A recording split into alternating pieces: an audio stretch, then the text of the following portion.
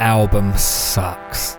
I mean, I guess these albums suck, because we're talking about 2 in 1 in this video. Weezer's Pacific Daydream was pretty much a failure in a lot of ways. It was their lowest performing album in almost 25 years, and despite a Best Rock Album nomination at the Grammys, it saw a lot of mixed reception from fans and critics alike. Still better than Raditude and Make Believe, but not by much at all. But many fans were holding out hope for their next album, the Black Album, a direct follow-up to the White Album that the band had been working on since that album was released. Singles started to be released throughout late 2018 and saw a mixed reception. Many were critical of the continuing of the mainstream pop sound, as well as Rivers' adoption of swearing, something that took away from their fairly family-friendly nature, although I don't think you can really listen to Pinkerton with a child. However, instead of putting out the Black Album next, like we had expected, the band put out yet another record beforehand. The origins of this album date back to May 2018, when a fan started a Twitter campaign for Weezer to cover Toto's song, Africa. The petition was successful, and the cover became the band's most successful song in over a decade. So they decided to just go full in and make a cover album comprised of songs that the band had covered in the past, as well as songs that Rivers covered at solo shows. They looked at Spotify's API for songs before 1994 that were the most popular, not labeled as classic rock or alternative rock, and they learned the top ones. Rivers took all the acapellas off YouTube and spent about 50 hours doing the vocals so he could replicate them perfectly. They surprise released the record on January 24th under the name of the Teal Album. Cover albums are quite problematic. While I think the idea of taking a song and injecting your own personality into it is great, a lot of people basically just recreate the songs verbatim, and it's kind of pointless. There are some really great cover albums out there, Rage Against the Machine's Renegades, Johnny Cash's American Recordings albums, and Metallica's Garage Inc. albums being really good examples. Those albums see the band take these great classic songs and completely make them their own and nothing like the original versions. However, with the Teal Album, Weezer just copy these songs verbatim without adding any of their personality into it at all. There is no reason to listen to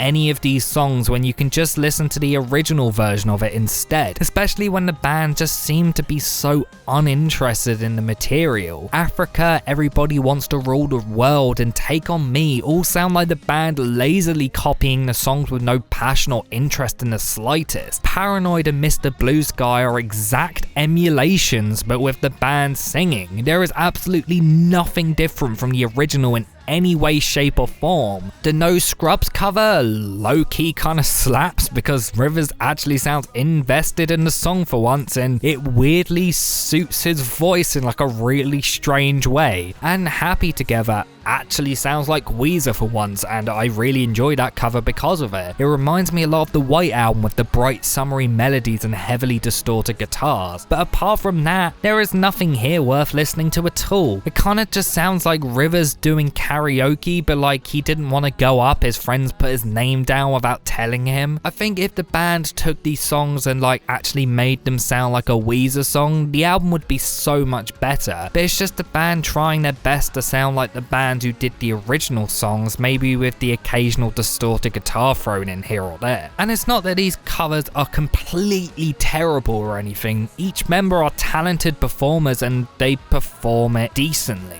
But the problem is just how lifeless and pointless it all feels. The shelf life for this album was understandably incredibly short, and I don't think many people even remember its existence, even despite the fact it was a gigantic success somehow. It was like one of the most successful albums in years. 2 months after the Teal Album came out, the band released the Black Album. Although the Teal Album was a surprisingly big commercial success, the Black Album was not, seeing similar returns to Pacific Daydream saw. It spent 1 week on the Billboard 200, peaking at number 19, which is even worse than the 2 weeks Pacific Daydream saw in the charts, peaking at 23. As well as this, it saw their worst critical reception since Make Believe. not to mention the fact that the band only played 3 songs from the album live and didn't play anything from the album at over half of their shows they did in 2019, which just goes to show how obvious it is that even they didn't care about this album. The first song on the album was released as a single in October 2018 under the name of Can't Knock the Hustle, and to be honest,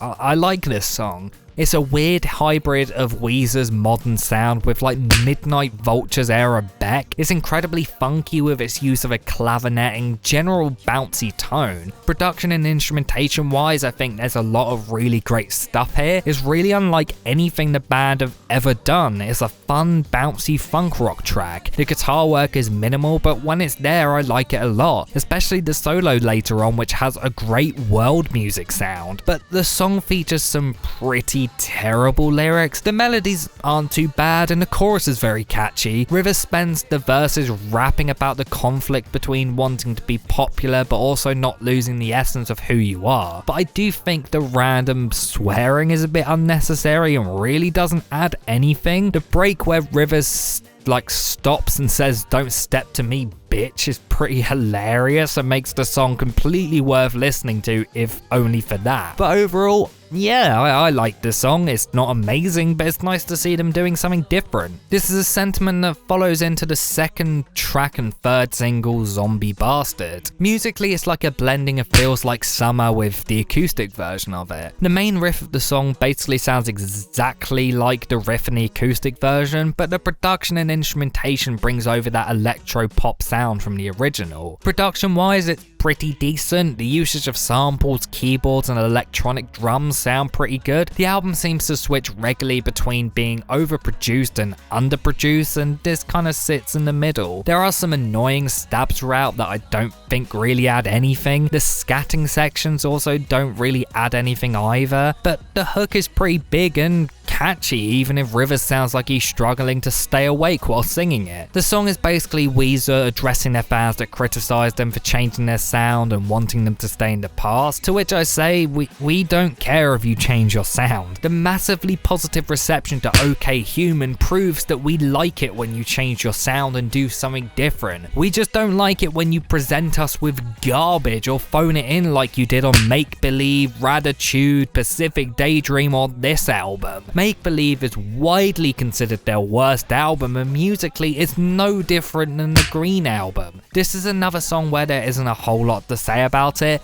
It's one of the better songs on the album, but it's not an amazing one. It's one that honestly I forget about when I'm not listening to the album. The third track, High as a Kite, is not only the best song on the album, but the only song on the album I consider to be great. The song is basically exactly what they would expand upon musically on OK Human. It's a soft rock ballad led by pianos, fuzzy guitars, and a heavy usage of mellotrons. It's a really sweet, bright, and adventurous slow jam with fantastic instrumentation, production, and lyrics. It gives me strong Beatles vibes, especially in the verses. Lyrically, it's one of Weezer's darkest and most emotional songs since Pinkerton. It's a song that seems to be about trying to escape the harshness of reality and feeling free and weightless. It's backed by one of the catchiest hooks Weezer have written since the White Album and a great vocal performance from Rivers. This is the only song that I really return to regularly from the album, and I'm glad that the band headed back in this direction recently. Sadly, this is the last song on the album I actually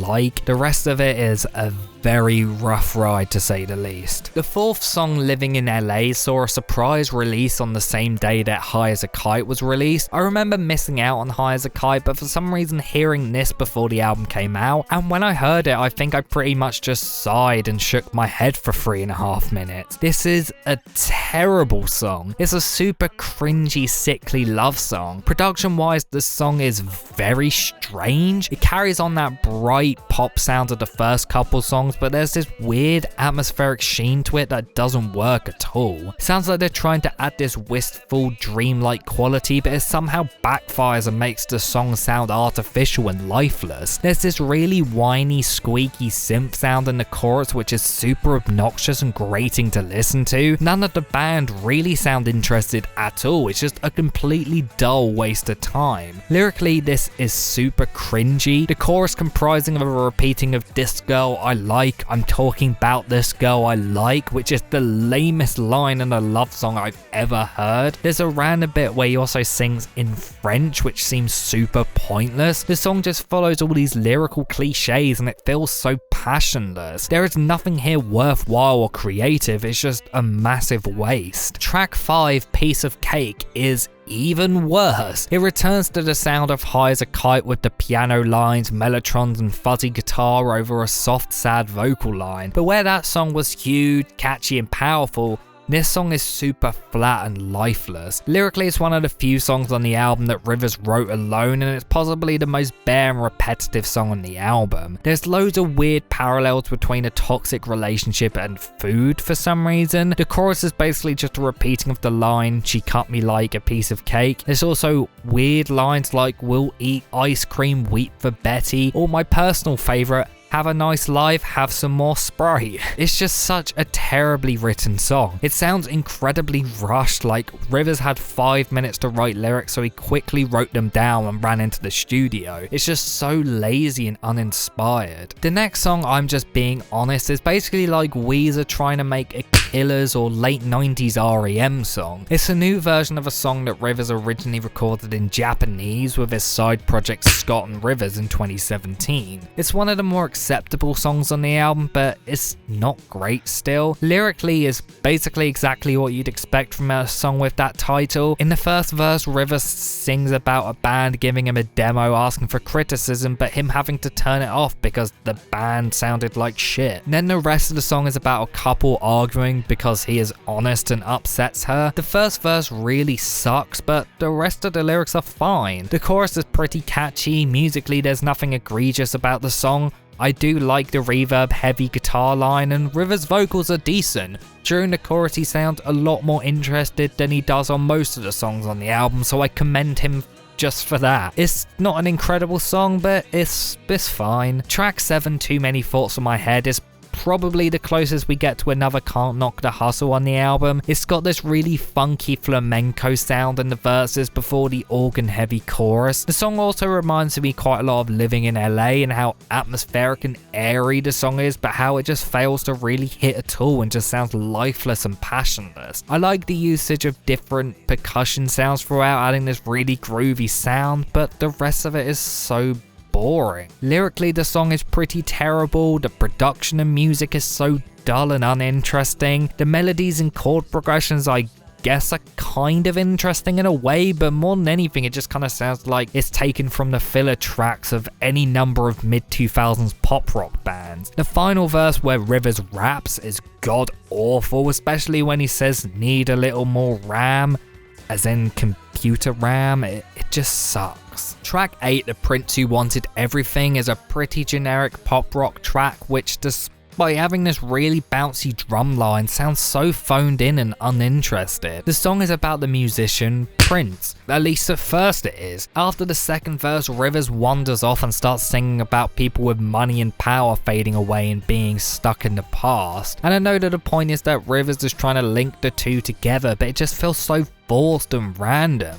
The production and instrumentation is pretty average. The addition of horns seemed to be there to add this epic and anthemic sound to the track, but the way they're buried in the mix remove any of the power that they could have had. The guitar work, apart from an occasional bit where there's some flair, mostly just plays two chords over and over. The song just ultimately goes nowhere and leaves no impact on you at all. It's just pointless. Pointlessness carries into track 9, Byzantine. The song is so boring and dull and sounds like elevator music. It seems they intentionally wanted to go for this sound with the drum machines, keyboards and softly played guitars, but it just creates a song that leaves no impact whatsoever. There's nothing interesting here at all. No creative instrumentation or production choices, no cool riffs, no catchy or memorable lyrics or melodies. It's just such a nothing song. The majority of the lyrics supposedly were written by Laura Jane Grace from Against Me, and personally I don't think her lyrical style fits in with the musical tone of this song. Maybe if the music was punchier or more memorable, I would have enjoyed the lyrics more. They're far from terrible and definitely not the worst thing about this song, but the bridge comes from a song that Rivers was working on in the early 90s that was supposed to have like a Soundgarden grungy style supposedly, and it definitely sounds like it could have added something to the song if it wasn't so held back and restrained. Honestly, I think if this song was less laid back and actually had some power to it, it would be so much better, but how it is, it just sounds so lazy and bored. The final song on the album was the first single released, called California Snow, quite possibly one of the most embarrassing songs the band have ever written. This is basically a return to the modern electropop sound of Pacific Daydream, but with a heavy helping of hip hop in there as well, because we all know Weezer and hip hop blends perfectly. Musically, the song is actually not too bad. There are a couple moments I genuinely do like.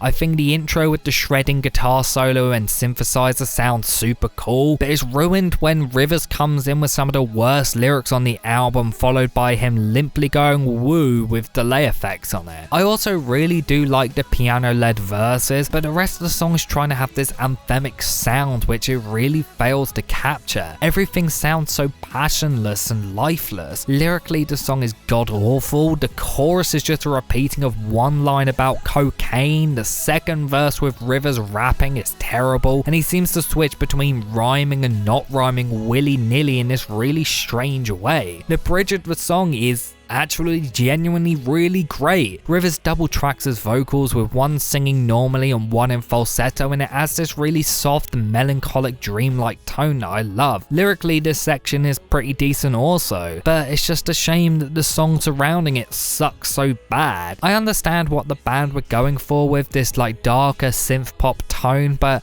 I just don't think it works at all. And that was the Black Album. Despite being worked on for over 2 years, this album is half-cocked, messy, and incredibly lazy. While there are definitely moments that work really well and see the band go into new and exciting directions, the majority of this album is hollow and dull. Rivers said that this album was going to be a lot darker and more aggressive than anything they'd done before, and it really isn't in the slightest. While very little of this album is actually flat out terrible, too much of it just feels like filler and it's just so boring and forgettable. Before listening to this album multiple times for this video, I had only heard it twice when it first came out, and honestly, I forgot 90% of the songs in the 2 years since. And I wasn't the only person to think that. The album was critically destroyed, and although commercially it reached higher in the Billboard charts than Pacific Daydream, it also was in the charts for less amount of time than Pacific Daydream was. It didn't reach the heights of their earlier material, or even Teal, which was a surprise success for some reason. Following this album, they instantly started working on new music and touring. They announced that they were working on 2 albums, one called OK Human and the other called Van Weezer.